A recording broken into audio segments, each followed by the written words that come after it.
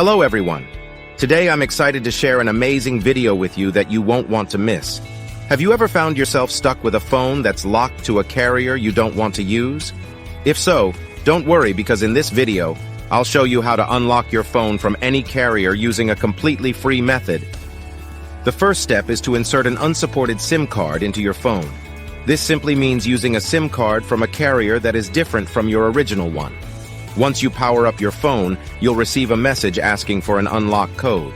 All you have to do is enter the unlock code, and boom! Your phone is now fully unlocked and ready to be used with any carrier you choose. To get a free carrier unlock code, simply visit useanysim.com and follow the easy-to-follow instructions provided. Once you've completed the process, you'll receive a network unlock code via email or a status unlocked notification in the app, depending on your device's carrier.